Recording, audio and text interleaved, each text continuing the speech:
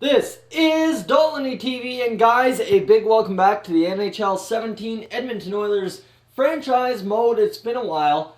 You guys know the Mighty Goat Invitational has been going on, getting the prep work, getting that first game in, all that. That's important. So now we get back to NHL 17, and we get back to where we are down after losing the Stanley Cup to the Tampa Bay Lightning in 2022. It was a hard-fought series. I believe it was 6 games. I want to say it was 6 games. It was indeed 6 games. As you see here, we ended up, was it only 5?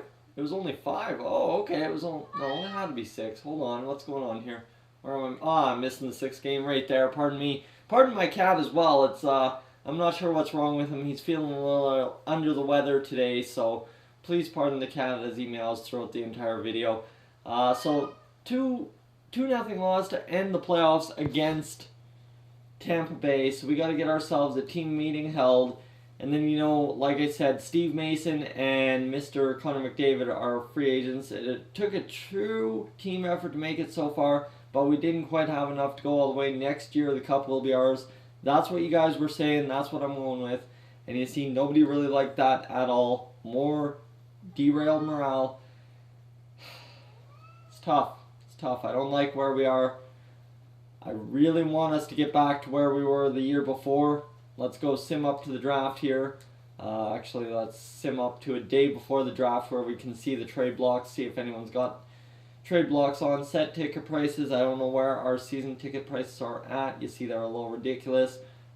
This one can be right there. That one can be right about there. And the suites need to be 13-1 for us to keep going. So if you can hear my voice, we are taking it a little bit easier this episode. Just not as much pressure in this kind of an episode, right?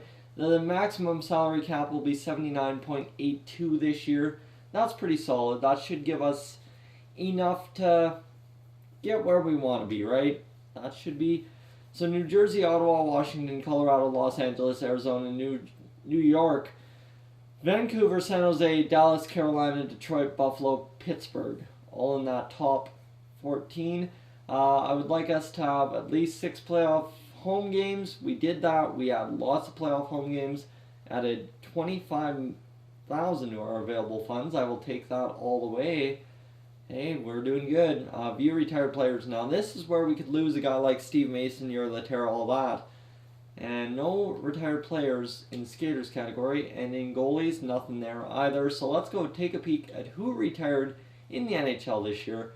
And I imagine we should have guys, Johnny Quick's lost, Letnin's lost, Pekarine's lost, Devin Dubnyk at age 36 retired because he was falling off a cliff. Grice, Montoya, Hudobin, and you got Ben Scrivens, Anders Lindback, Hannu Toivonen. Man, Toivonen was old. Yaroslav Giannis. So we've got a couple guys, right? And then skaters. Let's go see what we've got. Alexander Ovechkin, 88 overall, retires with 718 goals lifetime. Should not have retired at age 36. Should have pushed it to about age 37. So Ovechkin's out. Malkin is out at age 40 or 35. He's got 46 goals, 715 career assists, more than a point a game. Getzlav's out. Parise's out. Carter's out. And I mean, you got Eriksson, Ladd, bunch of guys that were middle rung guys, right? This is the thing. Chris Letang at 35, Bufflin, Mike Green, Phaneuf, Edler, Bozak, and then just a bunch of end guys. I mean, Chris Russell, a guy we once had on the team, retires, and Eric Condra, another guy we once had on the team, retires. So a couple ex-Oilers have retired. Propose, edit the trade block. Here we go. This is what we want. So we want to go down and see what we can do in terms of adding some talent to this team. Trade and improve is where we need to be. And still can't see the trade block. So guys, I know you wanted me to look at the trade block, but can't look at the trade block at all. So this is not what I had hoped for. Would have wished to edit the trade block when we had the chance right now, I guess. But let's go into the draft and just see what we can see.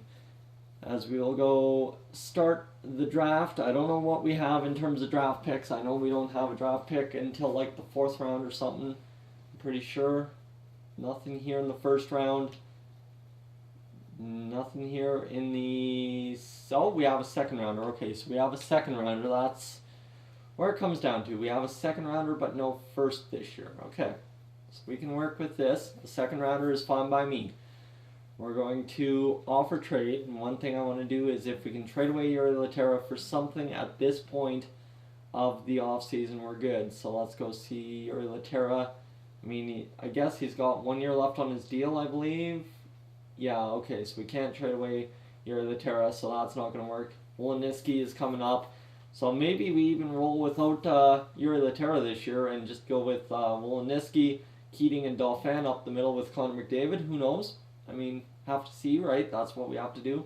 So I'm totally fine standing pat in this first round. Let's sim the user pick and just see what we get. Because I don't really care about this draft. I mean, if you guys watched last year, we had our best draft ever by my standards and drafted a bunch of talent we can use to trade in free agency. So it's no big deal if we don't get ourselves a big pick here. Medium starter Kiprasov. Bunch of, two AHL top 6 forwards. That really sucks. Let's see, nothing medium starter DuPont. And then nothing in this second round that's really a worthy note. This is not a good draft. Elite, St. Louis, okay, elite. Tokarski's an elite. And then, I mean, Shishkanov, who's a high top 6. That sucks. Peverly elite, Harvey top 6. Chung elite, Dika elite, Dubnik elite. So right through the top, even number 13, Wall, the goaltender, is an elite. Okay, that's a nice pickup for Buffalo. And not much going on here in the bottom half of the round. You see Tampa Bay gets Zadorov, but even at that, that's nothing phenomenal. So let's take ourselves a look here. We've got Lowe, who's a bottom 6 sniper. This guy I pin listed, so you see he's got some good wrist shot power. Very good skating apparently, and the physical's alright, the defensive awareness is high, everything's high, and the league interest is high. So I'm going to take this Low kid and see what we get out of him. We're going to get a low top 9 forward. That is disappointing right there. That is... See, this is why I don't often like to do drafts, because I suck at drafts. Round 13, pick number 17, we should be able to find another pin listed guy that I have on the list. Exact top 6 defenseman. Let's see, who do we have? Do we have anyone left? A couple of top 9 forwards. Travers, top 6 defenseman. We need to draft some defensemen. We haven't done that in a while. He's a two-way defender. He's low top 6, of course he is. So this draft, going sideways and quick. We get a draft pick here in the third round, still the 29th pick overall.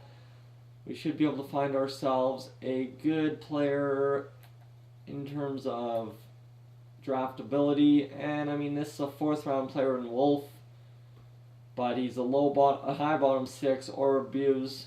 Buse could be good. Let's go on the right wing, see what we get. We're going to get a medium top 9. Okay, that's better than our last pick. I can take that. We'll go for the round number 4 here. We get pick number 17 as well again, so this is good. Smirnov kid, we don't need Smirnov. We need a... what's going on here? We need someone who's good overall. Medium bottom 6 for Lonjoy or Bergquist. We could go with a 7th defenseman type. I really don't want to do that. You know what? Let's see if we can't get ourselves a steal of a backup in a hybrid in Picard. Should be good. Fringe starter. Okay, we can take that. He has some value. We can trade him away and realistically be fine, right? So 29th overall pick in the 4th round. Let's see. We need ourselves a defenseman. Bergquist. You know what? Let's take Bergquist here. We're pretty much in that round.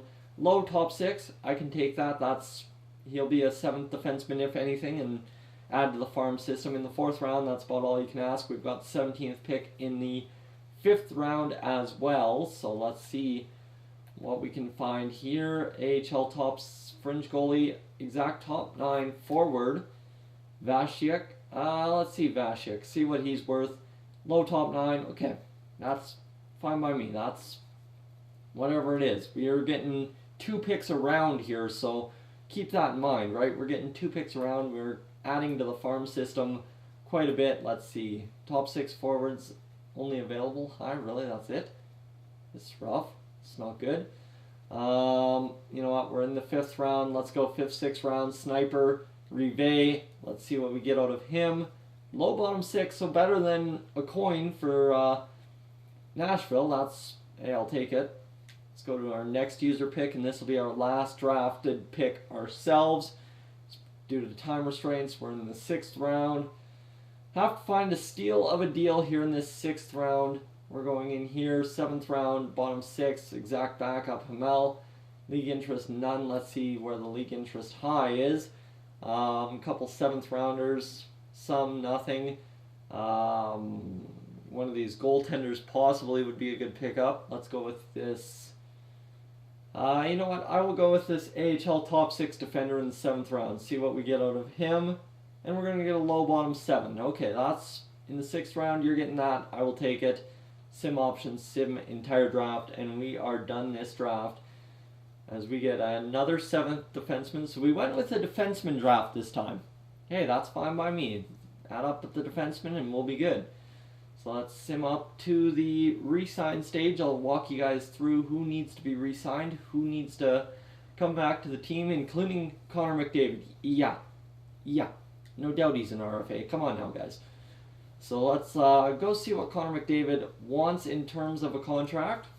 I mean, hey, it is his choice to leave this team at this point, but I wonder what he wants. And Leon Draisaitl's UFA next year, so the contract costs are about to get a lot more deadly here for the Edmonton Oilers very quickly. So, I mean, we have Keating and McDavid. McDavid wants, let's see what McDavid wants. He wants 9.3 at 8 years per. He's an RFA. We're going to get some offer sheets on him. That's what I'm scared of if we don't sign him right away. So I'm going to go, to be fair, I think 9.0 would be the ultimate deal for Connor McDavid, taking him to the 33-year gap. That'll add us to 66. We'll have $13 million in cap space left. And I'll offer Connor McDavid that contract just so as you guys can see that I did tender him and hopefully get him back in time. Let's see here. We've got Keating and Laterra. Laterra I'm totally fine letting go because, I mean, we've got Dauphin and Wolniski.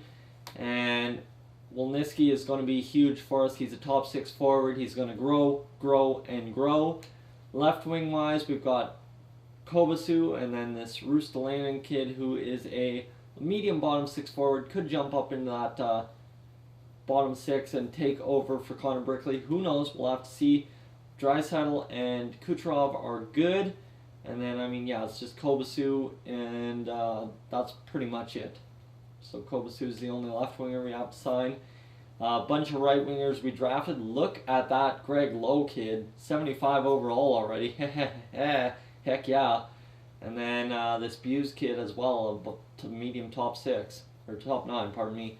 So Josh Juris will have to re-sign our depth, and other than that, we've got our right wingers. We've got Goldobin, Ehlers, Jaguar, and Puljujarvi. That's perfect. We're fine with that. And then defensively, a couple of defensive studs here. That top 6 Traverse kid. Not bad. Simpson's the only defenseman we're losing, so we can find ourselves another defenseman in free agency, and I'm totally fine by that. Chikrin should grow a bit finally this year, and we'll be good. Now it comes to a question of the goaltenders. We have to see what's available in the free agent market. Steve Mason, 34 years old, 87 overall. I don't know, do we do 1 year contract with him? Let's see what he wants. He wants 2 year at 6.9. Realistically, he wants 7.5 for 1 year. We can't afford that. We cannot afford 1 year of Steve Mason.